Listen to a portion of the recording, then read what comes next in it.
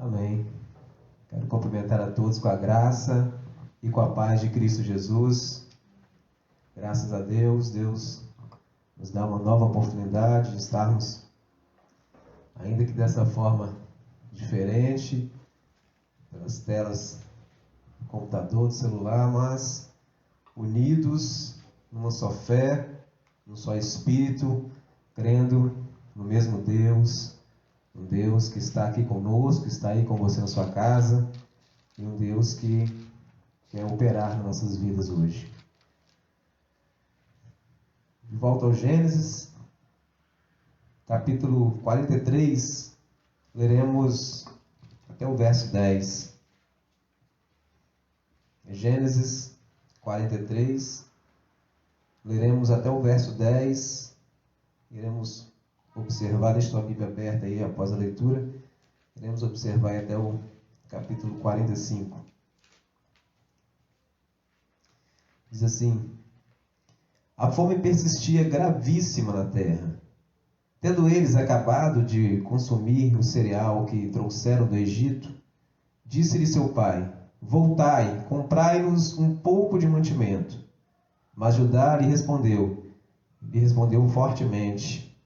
Judá lhe respondeu: fortemente nos protestou o homem, dizendo: não me vereis o rosto se o vosso irmão não vier conosco. Se resolveres enviar conosco nosso irmão, desceremos e te compraremos mantimento. Se, porém, não o enviares, não desceremos, pois o homem nos disse: não me vereis o rosto se o vosso irmão não vier convosco. Disse-lhes Israel: por que me fizestes esse mal, dando a saber aquele homem que tinha outro irmão? Responderam eles: o homem nos perguntou particularmente por nós, pela nossa parentela, dizendo: vive ainda vosso pai? Tendes outro irmão? Respondemos-lhes segundo a sua palavra. Acaso poderíamos adivinhar que haveria de dizer: trazei vosso irmão? Com isso, disse Judá a Israel seu pai: envia o jovem comigo, e nós levantaremos e iremos, para que vivamos e não morramos, nem nós, nem tu, nem nossos filhinhos. Eu serei responsável por ele. Da minha mão não requererás. Se eu não tu trouxer e não tu puser à presença, serei culpado para contigo para sempre. Se não nos tivéssemos demorado, já estaríamos com certeza de volta segunda vez. Oremos. Santo Deus, graças rendemos ao Senhor nesta oportunidade. Glorificamos o teu nome, porque tu és um Deus grande, um Deus santo, um Deus maravilhoso, majestoso, e é um Deus que se relaciona conosco, é um Deus relacional, é um Deus que revela os teus propósitos através da tua palavra, Pai. E é ela, Deus, que acabamos de ler, e é ela que queremos, ó Pai, neste momento, meditar. Abra, Deus, nosso entendimento, abra nosso coração, nos dê clareza em tua palavra, e, ó Pai, em nome de Jesus, ó Deus, que o teu Espírito Santo possa operar em nossos corações aquilo que o Senhor tem para nós nesse dia de hoje. Te peço assim, ó Pai, em nome de Jesus. Amém. Queridos, o ano passado, meu computador caiu no chão, quebrou a tela, numa semana difícil, precisava dos arquivos que estavam armazenados nele ali. Que sofrimento. Procurava um para me ajudar, não achava, até que um amigo aqui se propôs a me ajudar. Lá atrás do computador, que eu vou resolver seu problema. Levo o computador para ele na casa dele, já tarde da noite. Chega na varanda, ele fala: coloca em cima da mesa aí. Coloquei o computador na mesa, tinham outros objetos em cima da mesa. A lâmpada ali da varanda estava bem fraquinha. Falei: esse cenário não está muito apropriado para consertar o computador, né? Ele entra e desmonta o computador com 5 minutos, entra para dentro de casa, vai pegar uma peça, eu olho para aquele cenário, falo que esse cenário está muito adverso para que esse computador seja consertado. Mas, para minha surpresa, ele volta, com 10 minutos ele monta aquilo tudo ali, manda eu testar, e o computador ficou melhor do que antes. Ele conseguiu restaurar o meu computador, mesmo num cenário adverso, e esse computador ainda ficou melhor do que antes. Infelizmente, não só os nossos eletrônicos, mas também os nossos relacionamentos se quebram. E o sofrimento de um relacionamento quebrado é muito maior do que o sofrimento de um eletrônico quebrado. Nós, às vezes, nos sentimos quebrados por estar rompido com alguém que nós amamos ou rompido com algum próximo nosso. Essa realidade é a realidade da família de Jacó. É a realidade dessa família que nós estamos acompanhando aí ao longo das semanas. É uma família chamada por Deus, é uma família da aliança, mas é uma família que tem relacionamentos quebrados. Nós acompanhamos no capítulo 37 e vimos toda a cena final do rompimento daquela família. Vimos aflorar a inveja nos irmãos de José, vimos José sendo ali o preferido da casa, vimos os sonhos de José incomodando seus irmãos, vimos os seus irmãos sequestrando José e vendendo ele como um escravo. Depois disso, muitas águas se passaram por baixo da ponte. 22 anos aí, José sofrendo no Egito, tendo êxodo, sofrendo, tendo êxodo, sofrendo. José chegou a dizer até que vivia numa cisterna, numa masmorra, até que Deus fala ao coração de José. Os irmãos dele não foi diferente, também viveram numa masmorra, viveram numa cisterna, viveram se corroendo, porque a culpa do que fizeram com José corroeu o coração deles, corroeu a alma deles, espremeu eles. Eles viviam com esse peso, com esse aprisionamento, com essa dor. E Deus, ele, mesmo diante desse cenário de adversidade que nós estamos olhando aqui, nosso Deus, o Deus Todo-Poderoso, ele usa a adversidade para restaurar a família da aliança. Que cenário é esse? Vimos aqui no verso 1 que o cenário era um cenário de fome. A fome persistia gravíssima na terra. Capítulos anteriores nós vamos ver que José, ele teve a sua ascensão como governador do Egito após Deus revelar o sonho de Faraó.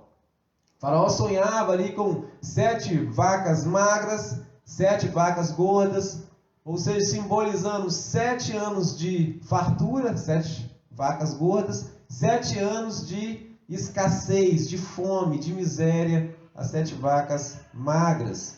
E isso ocorreu de fato. Nesse processo de prosperidade, nesse processo de fartura, José foi o administrador do Egito. José juntou mantimentos, José juntou cereais.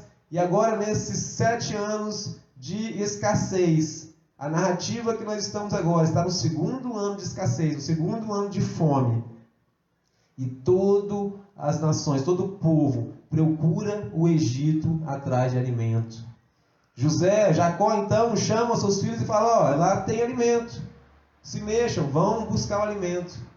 E mal sabiam os irmãos que quem governava o Egito era o seu irmão, era aquele que eles fizeram mal, é aquele que eles tinham uma dívida eterna com ele, era aquele pelo qual eles tinham maltratado e vendido como escravo. Nós vimos aí no capítulo 42, eles vão até lá, Jacó libera somente 10 filhos para ir e segura Benjamim. Benjamim, filho de Raquel, foi aí o substituto do coração de Jacó. Jacó amava mais José do que todos os outros filhos. E ao pensar que José estava morto, ele então adota Benjamim agora como o filho predileto, como o filho do seu coração, como aquele que norteia o sentido da sua vida. E ele libera os 10 filhos para ir, mas Benjamim, ele segura com ele e protege ele de todas as formas. Os 10 filhos vão, chegam lá, compram alimento, mas se deparam com José. 22 anos depois, chega a hora do acerto de contas. Muitas vezes nós nos encontramos em situações dessa e fugimos dos confrontos.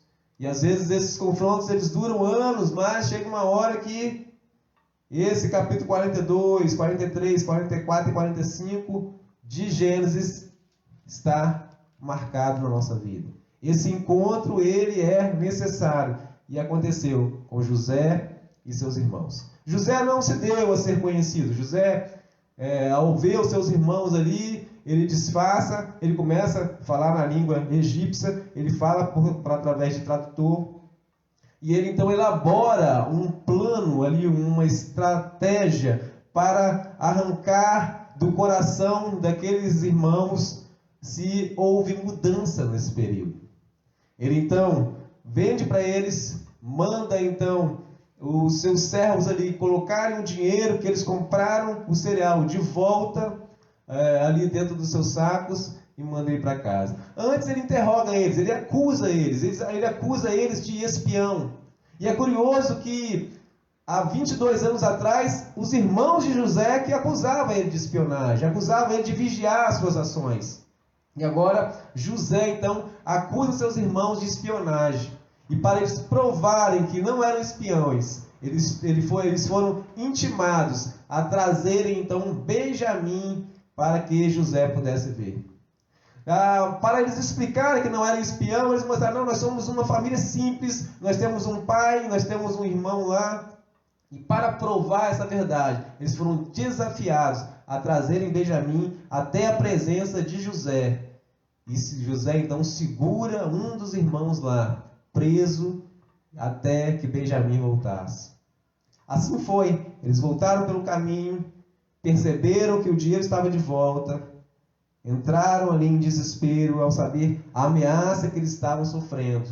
Chega para o seu pai, conta a situação e passa mais alguns meses. Mas agora nós chegamos aqui no verso 1 do capítulo 43. A fome persistia e no verso 2 nós vimos que o alimento que eles tinham levado da primeira vez agora terminou. E agora, José? E agora, Jacó? O que fazer diante dessa situação? Uma fome, uma escassez de alimento, uma ameaça de morte de fome, ou preserva o seu filho querido, ou libera o seu filho querido numa tentativa de trazer novos alimentos. Nós vemos Jacó agora diante dessa situação. E por hora nós nos encontramos em situações difíceis assim, entre a cruz e a espada. Temos que tomar decisões em momentos de caos, em momentos totalmente adversos.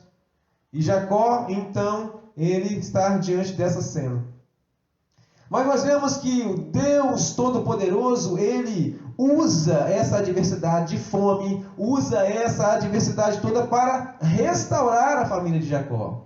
Restaurar a família da aliança. E ele começa então a trabalhar, ele começa a operar ações na vida deles. E aí a primeira ação que ele trabalha na vida deles é na maturidade.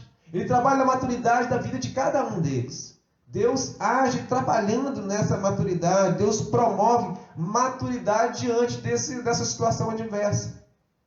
Se nós olharmos para Judá, que começa a interpelar Jacó, que começa a chamar a responsabilidade por Benjamim, de levar, de trazer a comida, de trazer o alimento para todo o clã. Esse Judá era totalmente irresponsável. É esse Judá que teve a ideia de vender Jacó. É esse Judá que liderava aí toda essa rebelião. É esse Judá que tomou atitudes estúpidas. É esse Judá agora que toma a responsabilidade. Vemos Deus mudando, Deus promovendo uma maturidade na vida de Judá. Judá, pela primeira vez, ele chama a responsabilidade para si. E isso é fundamental na nossa vida. E que seja na adversidade, que seja na bonança, a maturidade, o alcance da maturidade espiritual, da maturidade cristã, da maturidade como pessoa, é fundamental. E maturidade significa exatamente isso, tem esse aspecto muito forte. O maduro, ele cuida do mais frágil. O Judá ele se comprometeu a cuidar do caçula. Judá se comprometeu a tomar responsabilidade pelo mais frágil. Judá se comprometeu a cuidar do seu próximo. E esse é um grande desafio na nossa caminhada cristã, nossa caminhada como um todo. Cuidar do próximo, cuidar do mais frágil. Nós vemos também que Deus ele trabalhou na maturidade do pai, Jacó. Jacó tinha um apego muito grande com Benjamim. Essa atenção que ele dava para Benjamim chegava e flertava talvez com uma idolatria. Talvez esse sentimento que ele tinha primeiro com José flertava com uma idolatria. E agora ele substitui esse possível ídolo do coração dele por outro filho. Os filhos da sua esposa querida tomava conta, era o centro da sua alegria, era o centro da sua existência, era o centro do seu viver. Nós vimos que quando ocorreu o incidente com José, nós vimos quando ocorreu o crime contra José, os irmãos ali sequestrando, se mantendo ele em cativeiro, vendendo José, e chegando a notícia que ele tinha sido morto por um animal, Jacó, ele ficou enlutado e ele não aceitou o consolo. Jacó ali, ele nutria, ele regava o luto, ele nutria o luto. Ele não queria ser consolado, ele queria viver aquele luto, ele queria viver uma vida triste, ele queria cultivar aquele luto para sempre. Às vezes nós também passamos por situações dessas. Quem sabe hoje essa é a sua situação. Quem sabe hoje você tem regado, você tem cultivado um luto na sua vida. Quem sabe hoje tem coisas do passado que você não abre mão, de você, todo dia você abre, você olha, e isso que tem norteado a sua vida, isso tem norteado as suas emoções, isso tem norteado as suas decisões. Essa era a situação de Jacó. Então Deus, o Todo-Poderoso, ele trabalha na maturidade de Jacó. E nós vemos agora aqui, diante desse desafio, diante dessa decisão, agora ele decide diferente. Agora ele é desafiado por Judá a abrir mão, a confiar. Não em Judá, mas confiar no Deus Todo-Poderoso. E ele então muda a sua decisão, ele muda então a sua ação. E agora ele mesmo acha consolo nas misericórdias de Deus. Agora o próprio Jacó diz, olha, pode ir, arruma aí as riquezas da terra, leva todo mundo, leva também Benjamim. Se eu perder mais um filho, se eu perder filhos, sem filhos eu ficarei. Agora ele entende, não que ele agora está insensível, não, longe disso, mas agora ele consegue entender, como Jó entendeu.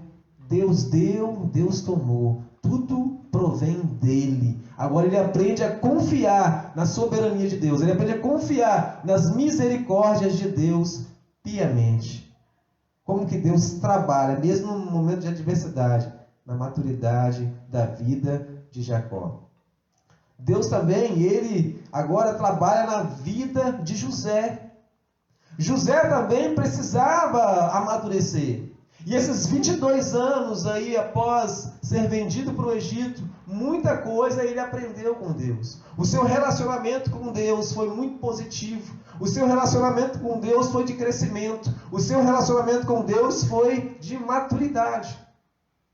Quando os irmãos, então, tomam Benjamim, volta para o Egito, para comprar novamente cereal. E eles chegam até lá. E José, então, recebe eles. E eles todos se prostram diante de José. E nós vemos o sonho de José sendo realizado. Lembra o sonho? Lembra o sonho que ele tinha, que se curvavam diante dele? Lembra? Os feixes, os 11 feixes dos irmãos se curvavam diante do seu feixe. Agora, os 11 irmãos se curvavam diante de José, na espera de comprar alimento. José, então, ele vê o seu sonho se realizar. Mas José, há 22 anos atrás, ele não sabia lidar com esses sonhos. José tripudiava em cima dos seus irmãos. José percebia que os seus irmãos não ficavam confortáveis com aquilo e ele cada vez mais ostentava aqueles sonhos, não sabia lidar com eles. Agora, diante da realização do seu sonho, José se comporta com graça diante dos seus irmãos. José, então, mesmo mantendo o sigilo da sua identidade, ele trata os seus irmãos com graça. O próprio servo dele, a mandado dele, diz: olha, ficam tranquilos, descansam na paz de Deus. José, então, mesmo diante ali daqueles que causaram sofrimentos e dor, talvez os maiores sofrimentos da sua vida foi causada pelos seus irmãos. Ele está diante daqueles agressores ali e agora ele trata eles com graça. Ele chama-os para um banquete, convida-os para sentar na mesa com ele. E é dessa forma, então, que já José, ele lida com a realização dos sonhos. Mas nós vemos também que Deus, ele trabalha também na maturidade dos seus irmãos. Se nós olharmos o histórico dos irmãos, ali tinha assassinos, ali tinha homens que tentaram usurpar ali o título de patriarca do seu pai, homens que fizeram e aconteceram, homens sequestradores, homens maus, mas agora passavam por essa mudança, por essa transformação e também chegavam à maturidade. E nós percebemos essa chegada de maturidade através dessas provações que José impôs sobre eles. José impôs algumas provas para ver a mudança desses homens. E uma das provas que José fez com esses homens foi, ao colocar o banquete, dar uma porção de 5 vezes mais para Benjamim. José então agora incita uma preferência novamente pelo caçula da casa. Se ele já tinha a preferência lá na casa com Jacó, agora os irmãos percebem de novo, e José deixa clara a sua preferência por Benjamim. E ele agora então provoca, qual será a reação desses homens? Esses homens que há 22 anos atrás não souberam lidar com isso, não tiveram maturidade para lidar com isso. Esses homens que não tinham um entendimento, que cada um tem o seu papel, que cada um tem o seu espaço. Esses homens não souberam lidar com isso. Muitas vezes nós também não sabemos lidar com isso. Somos todos diferentes e somos todos iguais. Todos nós, crentes em Cristo Jesus, fazemos parte de um corpo cujo qual Cristo é o cabeça. E somos membros distintos. Um é braço, outro é perna, outro é pescoço, outro é nariz. Cada um tem a função diferente, cada um tem uma função distinta. Mas perante o Senhor nós temos essa igualdade. Nós devemos saber lidar com isso. E esses irmãos que antes, há 22 anos atrás, tomaram uma atitude estúpida, que corroeu a alma deles durante 22 anos, que causou um sofrimento pelo seu irmão durante 22 anos, agora está diante de uma cena e agora tem uma oportunidade de fazer diferente. Deus, o arquiteto do mundo, Deus que faz o enredo da nossa vida, Ele nos proporciona isso. Ele nos proporciona uma segunda chance. Cabe a nós agora o que fazer com essa segunda chance. Deus promoveu maturidade na vida daqueles irmãos. Eles foram capazes de comer e se alegrar com Benjamim, vendo Benjamim sendo tratado de forma diferente. Eu costumo dizer que é mais fácil chorar com os que choram do que se alegrar com os que se alegram. Aqueles irmãos conseguiram aprender a se alegrar com a alegria do seu irmão. Mas nós vemos que José, ele não parou por ali os testes. Ele continua testando aqueles irmãos. Depois desse banquete, depois dessa festa, ele fala: olha, agora vocês podem voltar para casa com alimentos. Manda os servos ali abastecer todos eles, mas faz mais uma pegadinha com eles. Manda devolver todo o dinheiro novamente no saco e pega uma caneca de prata e coloca na bolsa de Benjamim. Aqueles homens estavam felizes da vida. Ainda não sabiam que estavam lidando com José. Voltavam para casa com a missão cumprida. Voltavam para casa agora com comida, com alimento. Voltavam para casa com seu irmão Benjamim. Voltava para casa agora com com a plenitude da sua missão. Mas Deus não tinha terminado ainda o projeto daquele encontro. E aí nós vemos que no meio do caminho, quando eles começam a distanciar do Egito, os servos vão atrás, abordam eles e falam: olha, como é que faz isso? Como vocês pagam com mal o bem que foi feito a vocês? Como vocês podem roubar a caneca do meu senhor, a caneca que ele usa para adivinhações? Não que José usava a caneca para adivinhações, José não fazia adivinhações, Deus revelava sonhos para José.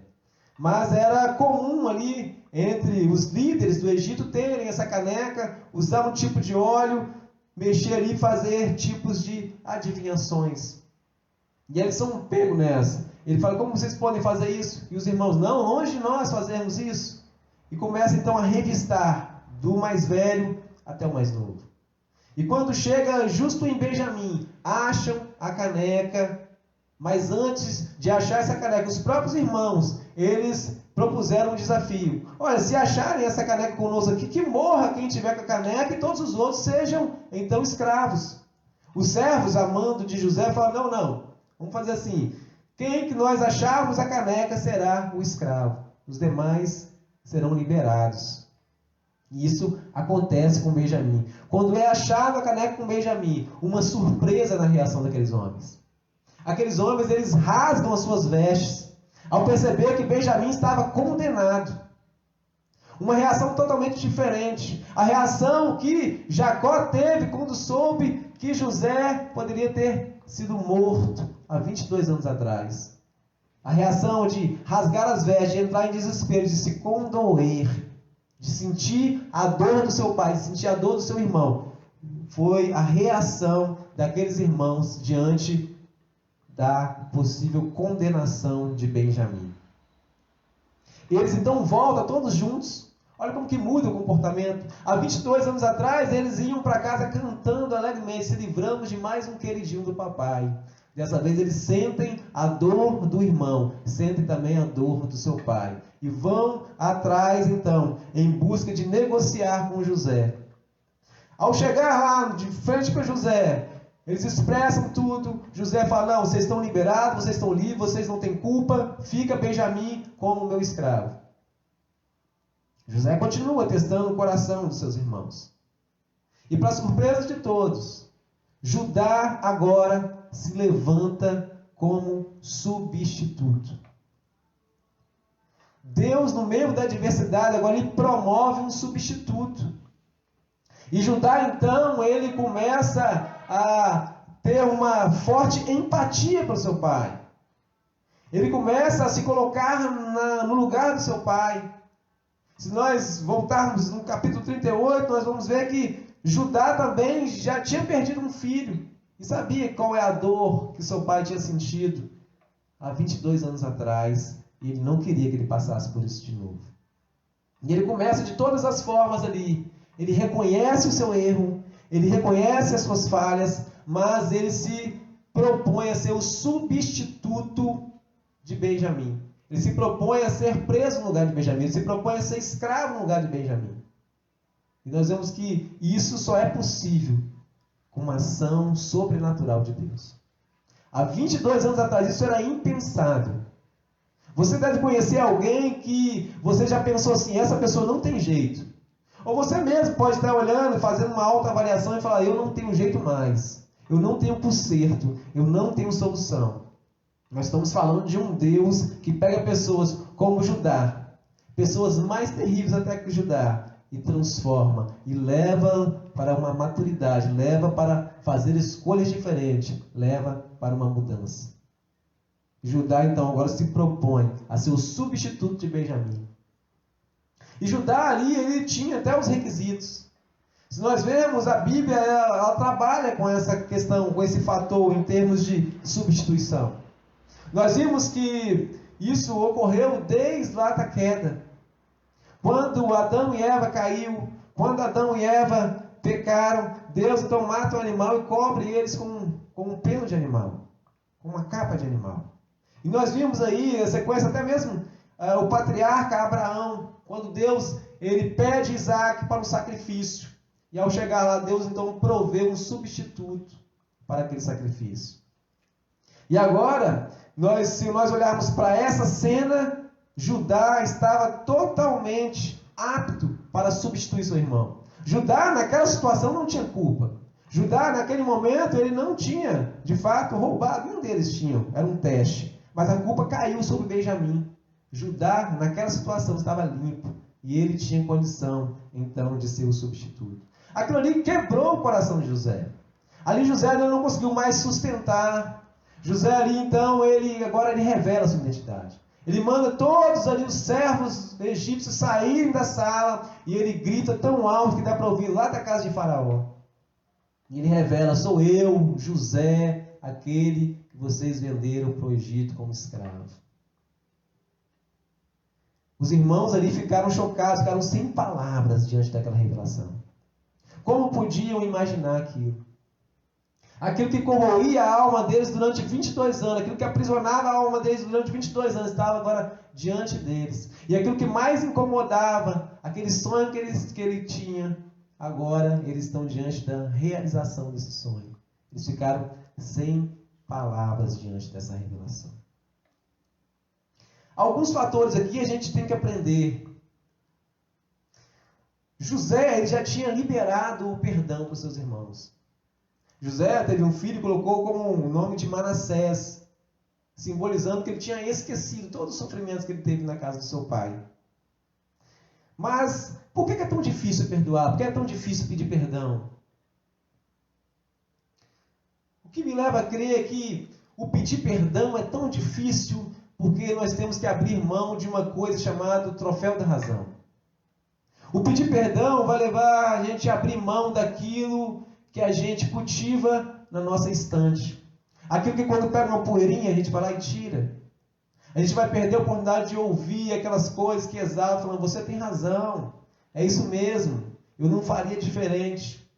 E às vezes você compra essa ideia, às vezes você fala: não, eu tenho razão, por que eu vou me submeter a pedir perdão? Por que é tão difícil perdoar? Às vezes a ideia que dá que é tão difícil perdoar porque você quer se manter no controle. Você quer se manter como o dominador do seu ofensor. Você quer sempre que ele fique te devendo algo. Você quer sempre agora que ele trabalhe como escravo para você. Porque agora ele tem que fazer tudo para te agradar porque ele tem uma dívida com você. Às vezes a ideia dessa dificuldade de pedir perdão e de perdoar, ela caminha dentro dessas duas vertentes. Não peço perdão para mim continuar tendo o troféu da razão, para mim continuar ostentando o troféu da razão, e eu não perdoo, porque eu quero continuar o meu ofensor agora me servindo, sendo meu servo, sendo meu capacho. Esses elementos aqui foram trabalhados nesse texto. Nós vimos Judá reconhecendo aqui a sua culpa. Nós vimos no capítulo 44, verso 16, ele reconhece, ele admite que ele tem culpa. Ele admite que ele tem culpa, não naquela situação em si da caneca de prata, mas ele revela, ele abre o seu coração e ele revela toda a culpa que habita no seu coração, que habitava no seu coração com relação ao seu irmão José. O reconhecer é o primeiro passo para a reconciliação. O reconhecer, o abrir, o fazer uma análise, o abrir mão deste troféu da razão é fundamental para uma restituição no relacionamento. E também o liberar perdão. José liberou o perdão. José foi capaz de dizer: não, eu não quero eles como um servo meu. José foi capaz de liberar este perdão, mesmo antes desse encontro. Mas há uma coisa interessante. Nós, às vezes, ouvimos pessoas dizerem: eu perdoo, eu não tenho nada contra o meu irmão, não tenho nada mais contra o meu familiar, mas é ele lá e eu cá. Libera o perdão, muitas das vezes, às vezes está de boca para fora. Mas não quer, então, agora continuar o relacionamento. Não quer agora se reconciliar por completo. E nós vemos que esse trabalhar de Deus, esse agir de Deus na vida dessa família, proporcionou também essa continuação na caminhada. Essa reconciliação ela foi completa. Nós vimos que depois disso eles se abraçaram, eles se beijaram. E José então manda, olha, quero vocês aqui perto de mim. Olha, agora eu quero vocês junto de mim. Eu não quero agora que vocês continuem para lá e eu para cá. Não, eu quero vocês, busquem meu pai, venham para cá. Eu vou dar a melhor terra para vocês morarem. Eu quero vocês junto de mim. José beijou a cada irmão, cada agressor, a cada um que ofendeu ele, a cada um que gerou sofrimento, ele beijou cada um. Talvez nunca isso aconteceu no relacionamento deles primário. Talvez naqueles 22 anos atrás, isso nunca tinha acontecido. Ele beija cada um. Meus irmãos, o perdão, a reconciliação, nos dá uma oportunidade de viver ainda melhor do que antes. Nos dá uma oportunidade de viver melhor. Nos dá uma oportunidade de desfrutar de algo que nós nunca desfrutamos antes. Reconciliação. Então José manda eles, vai lá buscar meu pai, eu quero vocês perto de mim, tragam todos para cá, venham morar nessa casa. Na ida deles, José fala, olha, vê se não briga pelo caminho, hein? José conhecia seus irmãos. Falou, vê se não vai ficar brigando.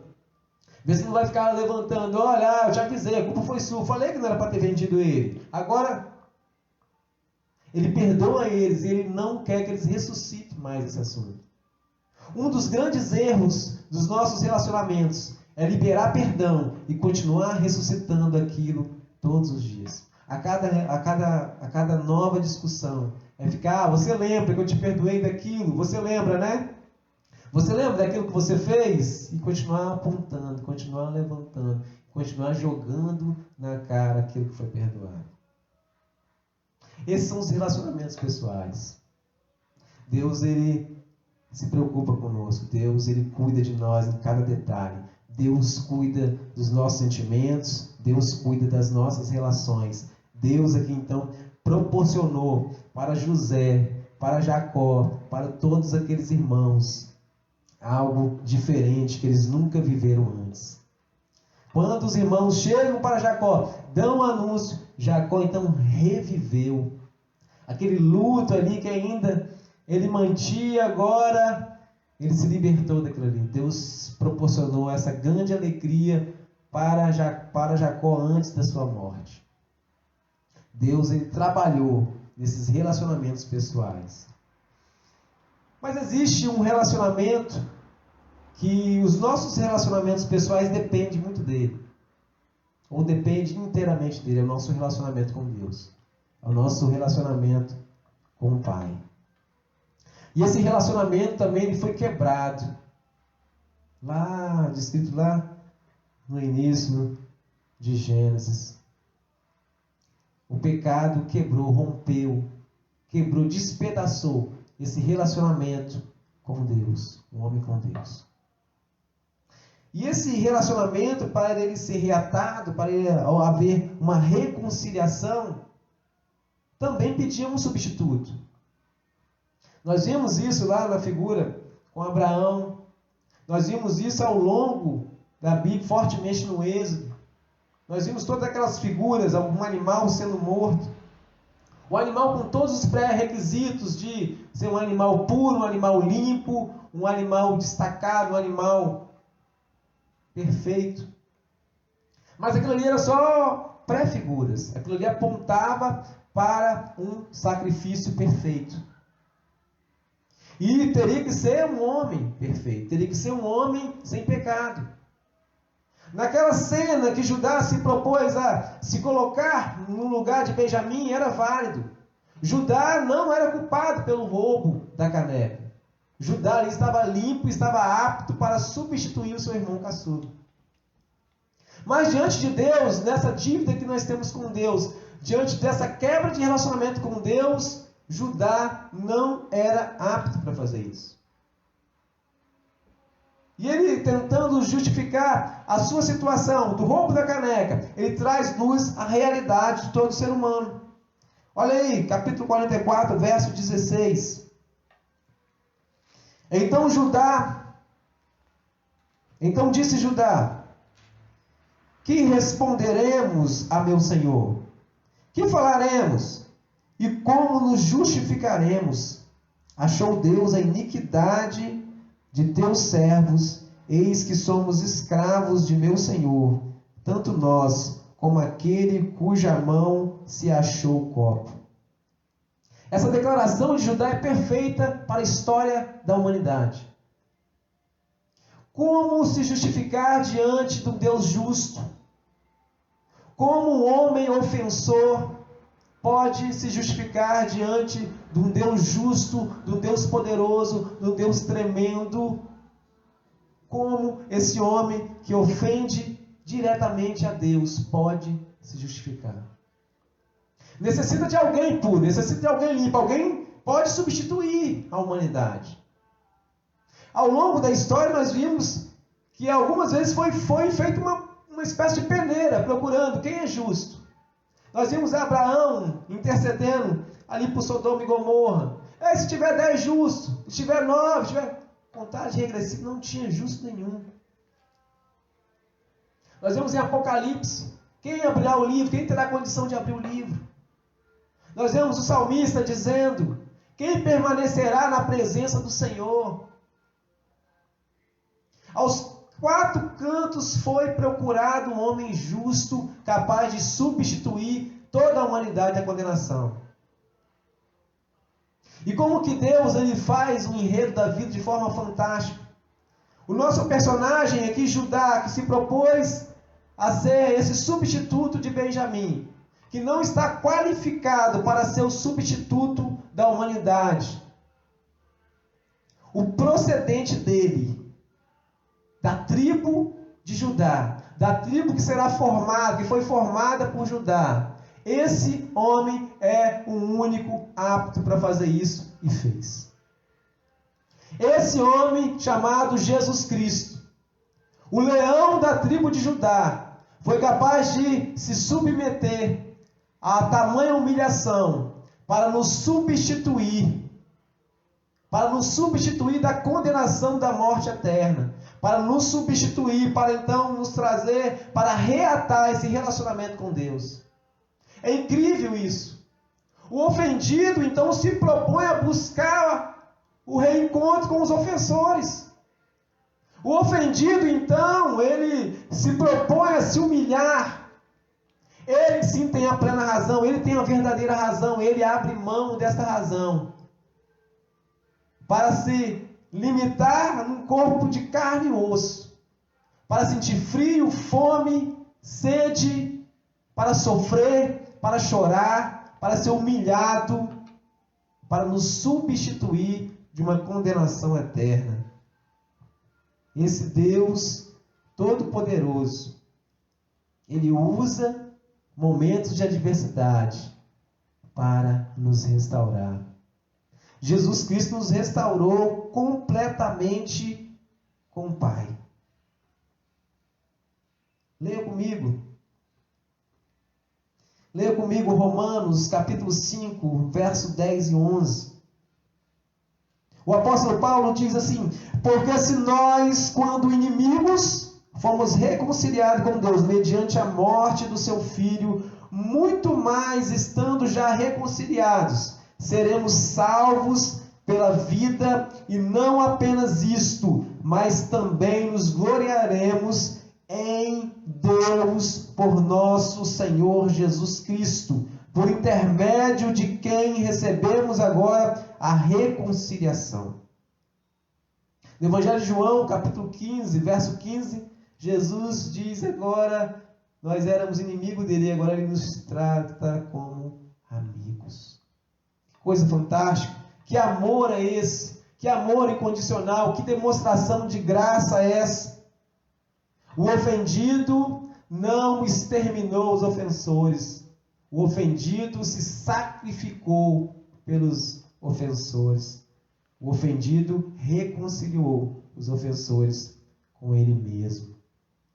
Você tem todos os motivos para se reconciliar com seu irmão. Você pode perdoar porque você foi perdoado já. E esse sacrifício, essa substituição foi feito de uma vez por todas. Todas as suas ofensas que você já fez, todas que você ainda fará, já está perdoado. Não para você viver uma vida aí de uma libertinagem, não. Mas para você ter segurança em buscar uma vida de santidade, porque já está consumado. Você já está perdoado. Você já foi reconciliado com o Pai. Que coisa maravilhosa. Se você não tem ainda essa certeza, como adquirir essa certeza? Como adquirir essa segurança? É pela fé. É você confessar, é você reconhecer as suas falhas, é você reconhecer que você não consegue se justificar por você mesmo. E que outro homem nenhum pode te justificar. É você reconhecer que somente Cristo Jesus é o substituto perfeito. É você reconhecer Ele como o seu substituto. É você crer, é você confessar, é você viver uma vida como reconciliado com Deus. Viver uma vida reconciliada com Deus é viver uma vida com o nosso próximo, uma vida de graça, uma vida de amor, uma vida de maturidade, uma vida de perdão. Meus queridos, diante dessa verdade, o que Deus requer conosco, que já cremos, que já aceitamos esse substituto amoroso? O que Ele quer conosco diante desta obra maravilhosa nas nossas vidas? Ele tem uma missão para nós. Não acaba aqui. Ele tem uma missão para nós. Olha comigo, 2 Coríntios, capítulo 5, verso 18. Diz assim: ora, tudo provém de Deus, que nos reconciliou consigo mesmo por meio de Cristo e nos deu o ministério da reconciliação. A saber que Deus estava em Cristo reconciliando consigo o mundo, não imputando aos homens as suas transgressões, e nos confiou a palavra da reconciliação, de sorte que somos embaixadores em nome de Cristo. Como se Deus exortasse por nosso intermédio, em nome de Cristo, pois negamos que vos reconcilieis com Deus. Aquele que não reconheceu o pecado, ele o fez pecado por nós, para que nele fôssemos feito justiça de Deus. Olha que coisa maravilhosa, essa obra fantástica que Deus opera e operou em nossas vidas. Ele nos coloca na condição de embaixadores. Ele nos usa para também levar essa mensagem de reconciliação, essa mensagem de substituto perfeito, essa mensagem de perdão, essa mensagem de reconciliação, essa mensagem de reconstrução. Esse é um desafio para você que já teve esse encontro salvífico, para você que já teve essa sensação, para você que já tem no seu coração um substituto perfeito. Para você que ainda não teve esse encontro, hoje é uma oportunidade perfeita. Hoje Deus te dá essa oportunidade de reconhecer, de se derramar diante dele, de se entregar e de crer e confessar: eu preciso deste substituto. Eu não consigo me justificar. Eu quero convidar o pastor Enoque para orar conosco. Para orar com você que não teve esse encontro ainda. E para orar com você que já teve esse encontro. Para que você possa ser desafiado a propagar essa mensagem. Porque você é o embaixador dela.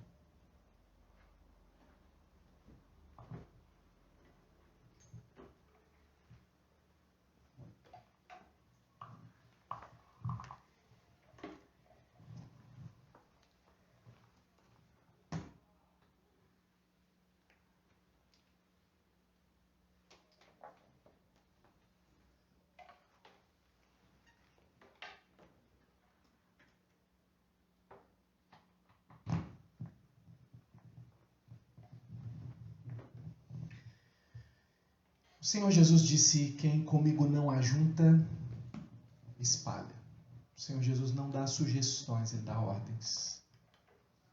Você não tem opção. não se reconciliar significa rejeitar a palavra do Senhor. O Senhor, Ele nos ensinou a orar. Quando Ele ensinou os discípulos a orar, Ele disse: perdoa as nossas dívidas, assim como nós perdoamos aos nossos devedores. Se não há perdão para os devedores, não há perdão de Deus para você. Nós precisamos entender que nós não temos recurso, que nós precisamos ser substituídos por Jesus Cristo nos nossos pecados. É preciso pedir perdão. Quem sabe é a primeira vez que você vai orar, então é conversão. Isso se chama, é o momento em que você se arrepende dos seus pecados e crê que Jesus Cristo pagou pelas suas culpas. A questão de reconciliar-se com alguém é um mandamento de Deus. Ah, não sei, depois, você não sabe se existe depois. Se no seu coração não há perdão, você precisa perdoar agora. Precisa recorrer à graça, precisa olhar para o perdão que você recebeu de Deus, para que você possa perdoar. É esse o mandamento do Senhor. É uma oração difícil, por quê? Porque não basta orar, tem que ir se reconciliar.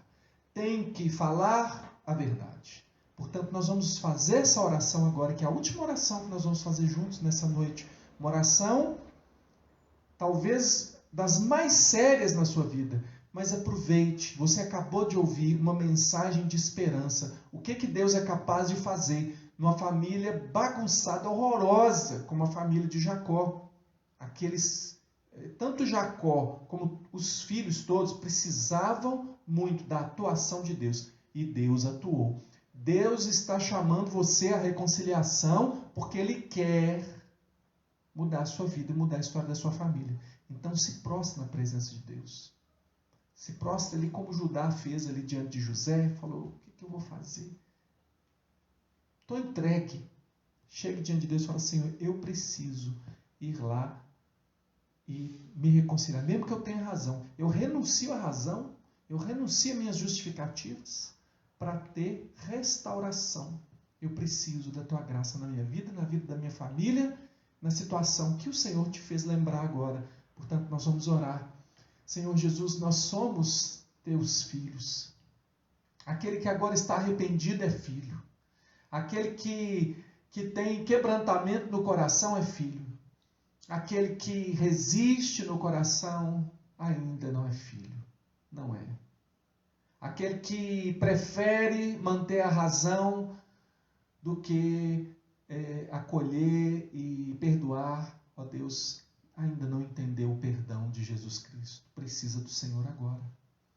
Deus, mas se o coração é quebrantado, se o coração é afligido com essa palavra, é porque há sinal de vida, porque o Senhor confronta os teus filhos, porque o Senhor repreende aquele a quem o Senhor ama, porque o amor do Senhor e o perdão do Senhor está entrando aí, e pelo poder de Jesus Cristo, no nome do Senhor, que cada crente agora libere o perdão que precisa liberar, se disponha a ter um novo comportamento, um novo relacionamento, se prostra agora diante do Senhor, que cada um se prostre com a decisão de procurar o ofendido ou de procurar o ofensor, mas restabelecer as relações com base na graça do Senhor Jesus. A graça que nós recebemos é essa que nós oferecemos. Recebemos de graça, recebemos sem mérito, oferecemos de graça, oferecemos a quem não tem mérito. Perdão é para quem não merece. Senhor Deus, nós perdoamos os que nos têm ofendido, Senhor. E pedimos perdoa os nossos pecados também. Perdoa, Senhor Deus, aquele que agora reconhece suas culpas, mas que não as esconde, porque a Tua palavra diz que aquele que confessa e deixa alcançará misericórdia. Então aquele que esconde e segura não será alcançado pela misericórdia do Senhor. Ó Deus, eu peço que o Teu Espírito quebrante os corações agora, para que não haja ninguém, ó Deus, que seja lançado fora, que não haja ninguém, Senhor Deus, que seja lançado onde há choro e ranger de dentes. Pelo contrário, que todos sejam recolhidos, ó Deus, na casa. Ó Deus, que todos sejam protegidos dentro da família, a família da fé, a família da graça, a família que o Senhor reuniu e está reunindo nos 4 cantos da terra, essa família que te verá, ó Deus, e te conhecerá como também nós conhecemos a nós mesmos. Conheceremos o Senhor, ó Deus, e te veremos, porque o Senhor volta sem demora, como a tua palavra afirma. Eis que venho sem demora, guarda o que tens, para que ninguém tome a tua coroa, que ninguém perca, Senhor Deus, o rumo, que ninguém, Senhor Deus, se desvie do teu caminho. Antes, ó Deus, seja mantido no poder do Senhor e na graça do Senhor até o dia de Cristo Jesus. Deus, entra nas famílias, entra nas restaurações, entra, Senhor Deus, e converte os corações